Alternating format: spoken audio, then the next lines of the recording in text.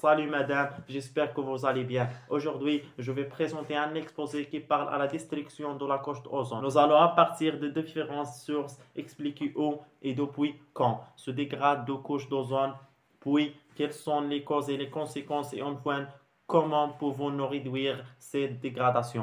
Premièrement, on va présenter la définition de la couche d'ozone. L'ozone O3 est une forme chimique particulière de l'oxygène composée de trois atomes très instables et réactifs. Elle est produite par des molécules d'oxygène O2 qui sont envoyées par les ultraviolets. La couche d'ozone représente schématiquement la partie de l'atmosphère. Sa concentration est la plus élevée. La stratosphère, elle est indispensable à l'être humain car elle en fait une sorte de filtre naturel pour l'homme et sa perte engendrerait de sérieux problèmes. Sans la couche d'ozone, la vie n'aurait été possible que dans les océans à une distance suffisante de la surface de l'eau, selon la façon dont l'ozone est placé dans l'atmosphère. Elle peut protéger la vie ou lui nuire près de la Terre. Dans la troposphère, l'ozone est un polluant dangereux pour l'homme, les végétaux et les matériaux, alors que dans la stratosphère, il a un rôle protecteur et nous protège des rayons ultraviolets nocifs du soleil. Le trou de l'ozone situé au-dessus de l'Antarctique et sa taille est de 29,4 millions de kilomètres carrés. L'ESA a annoncé que les mesures prises par cet satellite faisaient apparaître que le perte d'ozone de 40 millions de tonnes dépassant le précédent record de 39 millions de tonnes enregistré en l'année 2000. Maintenant, on va parler à les causes et les conséquences de la destruction de la couche d'ozone. Premièrement, les causes.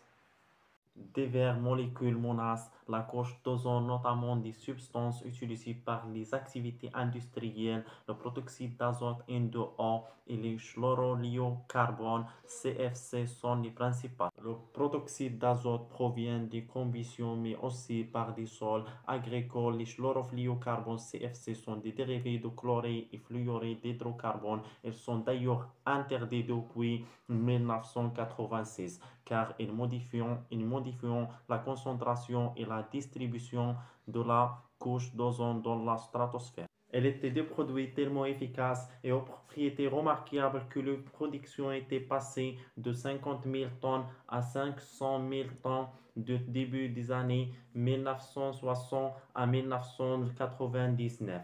Comment agissent-ils? Dans un premier temps, les rayons ultraviolets détachent un atome de chlore d'une molécule de CFC. L'atome de chlore attaquant une molécule d'ozone et la détruit. Il en résulte une molécule ordinaire d'oxygène O2 et une molécule de monoxyde de chlore Cl+O. Ensuite, un simple atome d'oxygène attaquant la molécule de monoxyde ordinaire O2. L'atome de chlore est maintenant prêt à attaquer et détruire une autre molécule d'ozone O3. Un seul atome de chlore pour répéter ce cycle destructeur des milliards de fois, émettant un atome de chlore et formant une molécule d'oxygène ordinaire, N2O et CFC. Sont des molécules très stables atteignant la stratosphère plusieurs années après leur émission. Aujourd'hui, on peut voir le résultat de la consommation de CFC des années 1970 à 1980 environ sur l'action des rayons ultraviolets et les verront dans les substances qui accéléreront la destruction de l'ozone. Deuxièmement, les conséquences. Au niveau de tronc de l'ozone, stratosphère, les rayons ultraviolets nocifs pour les êtres vivants, UVB et UVC, ne sont plus totalement absorbés. Il y a donc une plus grande pénétration de ci-dessus dans l'atmosphère.